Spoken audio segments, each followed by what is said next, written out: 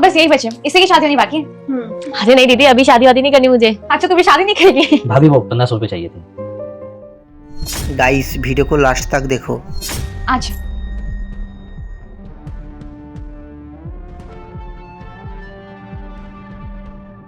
ये लीजिए। तो भाभी ये तो 2000 है। हाँ 1500 का अपना काम करवा लीजिएगा और 500 अपने पास रखिए। आपको कुछ काम होगा ना? आपके लिए मार्केट से कुछ लेते आऊंगा। नहीं नहीं अपने पास ही रखिए। ठीक है भाभी चल। एक बात बता, ये कौन था जिसे तूने पैसे दिए? ये मेरे देवर हैं। देवर है? सगा? नहीं नहीं वो इनके मामा के बेटे हैं, तो यहाँ पे आए हुए पढ़ाई करने के लिए। मतलब दानिश के मामा का लड़का है और वो यहाँ पर आया हुआ है तेरे घर, और तूने रख भी लिया और खर्चा भी तू ही उठा रही है। तेरा दिमाग खराब हो चुका है क्या? मतलब क्या? अरे तुझे दिख नहीं रहा साफ साफ फायदा उठा रहे हैं तेरा। जॉब नहीं कर रहा है मतलब वो खाली पड़ा हुआ है यानी ठल्लो की तरह, और खर्चा कौन उठा रहा है? तू, है ना? अरे दीदी उनका भाई है, अब इसमें निछल्ला या फिर वेस्ट करना कैसे हुआ पैसा? दीदी बिल्कुल सही बोल रही हैं। आप ऐसे कैसे किसी को भी अपने घर रख सकती हो, ऊपर से इनके खर्चे भी उठा रही हो, ये कौन सी बात है? आप लोग क्या बोल रहे हैं मुझे कुछ भी समझ में नहीं आ रहा। और तुम दोनों मेरी सगी बहन होकर के मेरे घर में ही दरार डालने आई हो, मुझे ये सिखा रही हो कि हाँ बंटवारा कैसे करवाने आगे जाकर के। हम कोई बंटवारा नहीं करवा रहे हैं तेरे साथ, हम तुझे बात समझा रहे हैं। यहाँ अपने ही अपनों का साथ नहीं देते और तुम्हें तो बाहर वाला उठा के लिया है यहाँ पे। ये दानिश के ना भाई लगेंगे, तो बस उसी नाते अपना फर्ज पूरा कर रहा है दानिश।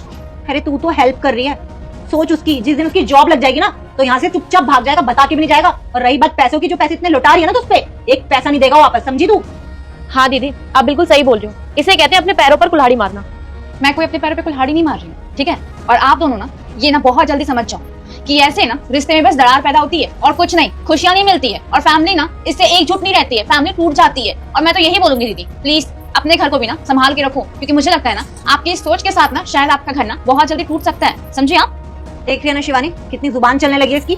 शादी क्या हो गई तो हमें कुछ समझ ही नहीं रही है कि ये भी भूल रही है कि अपनी बड़ी बहन से कैसे बात करी जाती है ना? दीदी मैं यहाँ पे आपकी कोई बेइज्जत नहीं कर रही हूँ, और मैं आपको बस समझा रही हूँ। अच्छा एक बात बताइए, कल को छोटी मुझसे पैसे मांगती है तो अगर मैं उसको दूंगी तो फिर क्या ये गलत होगा? हाँ, या फिर अगर मैं इनकार कर दूंगी तो वो सही होगा? अरे ये मेरी अपनी है तो मेरा फर्ज बनता है, अगर मेरी फैमिली को मेरी जरूरत पड़ रही है तो मैं उनकी हेल्प करूँ। हाँ, वो बाहर वाले से थोड़ी ना मांगेंगे पैसे, मुझसे ही मांगेंगे ना, अपनों से ही मांगेंगे ना। वैसे ही दानिश भी अपनों की हेल्प कर रहे हैं, किसी और की हेल्प नहीं कर रहे हैं। और मुझे तो ये लगता है कि किसी और की भी हेल्प करने में कोई बुराई नहीं है। अरे दीदी आप कैसी बातें कर रही हो, मैं आपकी सगी बहन हूँ, आप मेरे लिए जितना करोगी उतना कम है।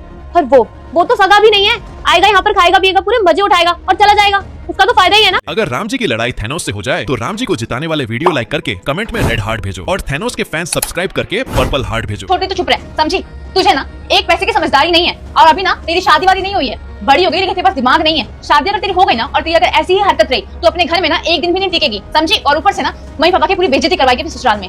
अगर ना इस सोच को रखना ही है तो प्लीज हटा दे इस सोच को। Wait for next part, like, subscribe.